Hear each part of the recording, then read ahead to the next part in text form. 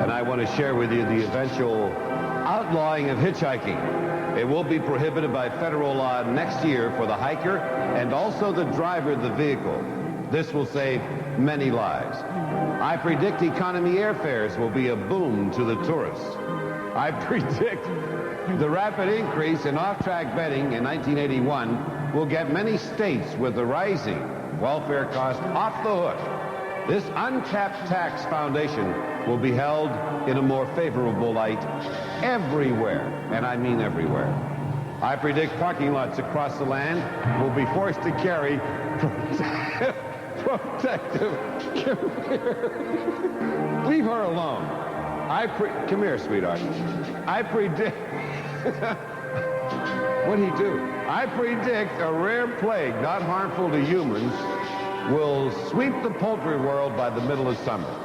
President Carter will begin writing a book within the week. You got him this time, and will pull no punches. This interesting and controversial book will be ready for reading by everybody by June. I have been saved. And will be a bestseller, too. I predict the Steelers will have an abundance of changes before the kickoff and another winning super season. Wow.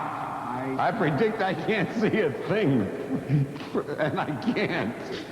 But the prophet goes through. I regret to predict it will be a lot hotter this summer for the Pirates. The Penguins will start a smooth skating experience with the fans and other National Hockey League teams.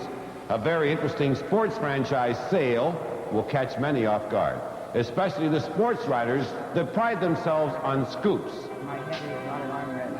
My head is not an armrest. I leave with, when it comes to depreciation, nothing loses its value faster than experience.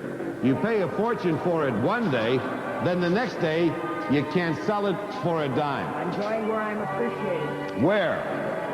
To the home to viewers. Oh, I predict there will be even more smoke. And I say...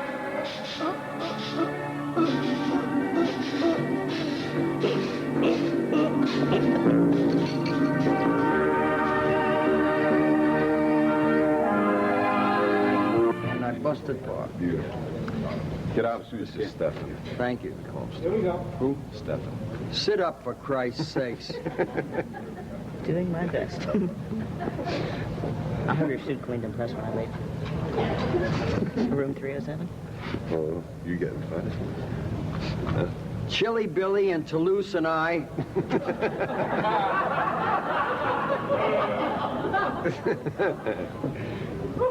Well, I'll let them tell you, because it's really terrific. Pittsburgh, here we come again. What Jerry is trying to say is that come this Labor Day, Sunday night, August 31st, we're going to have the biggest, most spectacular Jerry Lewis telethon of all time. So remember, right here on Channel 11, stay up with us. Even if you miss a little. You miss a lot. You do.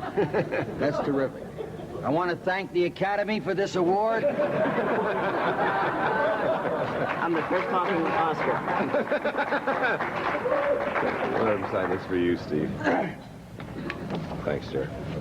Yes, thanks a lot. You know, Stevie has to run, but before you leave, we did a lot of shows and a lot of stars, but I remember the time we were in Vegas and we were doing a thing for the telethon, and Jerry Lewis and you hit it off beautifully. And tell us a story. We were doing the promos for the Muscular Dystrophy Telethon, and Jerry Lewis and I and Bill were in the spot, and Jerry put his arm around me like this, and he said, I'd like to thank the Academy for this award, which I thought was pretty good, because if you're going to receive an award, I'm sure I would be a prize. There were about 300 people in the Sahara out in Las Vegas, and they went crazy. And then Jerry and Stevie ad-libbed a bit. But, you know, Steve, it was great. I do want to say one thing. The way Steve was discovered for Chiller Theater, I was out there in Vegas about 10 years ago, and I was going to see a show. I don't know what show it was. Do you remember?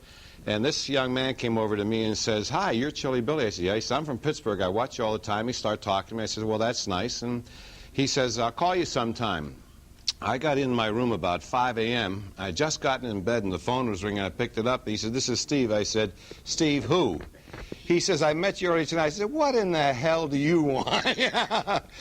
That's how he got the idea of the prankster. He does it all the time, only now he comes out live, right? That's right. Now I call at 3 o'clock in the morning and breathe heavy. maybe you'll recognize this. That's you! That's me! I thought it was Magnum. No, Anyways, that was me. Steve, it's been a Anyways, pleasure. it's been very nice, and I'm sure that we'll be somewhere again. And I also want to say the reason I grew a mustache about 6 months ago, because all the girls, wherever we went on appearances, they always went to him. And then Magnum saw him, and Magnum grew one. I thought I'd try it. So I think Baby Baloney here, I don't look too bad for Baby Baloney. No, I'll tell you, it's not bad at all. Stick with me. We'll go places. Yeah, I know where we'll go, too, down to Liberty Avenue. You know, we were live for many years, and after some of the bits, we'd talk to the stars live. Sometimes we go to 4 or 5 o'clock in the morning. And everybody that stayed up with me usually got the inside of the stars that they hardly ever revealed. Stars like, well, all the actors from Bonanza, from Lauren Green to Michael Landon, etc. Singers Vic Damone and Freddie Cannon, rock and roll stars and wrestlers and movie stars and dancers, and NBC personalities like Johnny Carson when he was just starting. And we'd do wrestling at 6, and then they'd hang around for chiller. The live days, a lot of fun, huh? A lot of fun. And we're live right now. And we're going to be live forever. Say good night, Steve. Good night, Steve. See you later.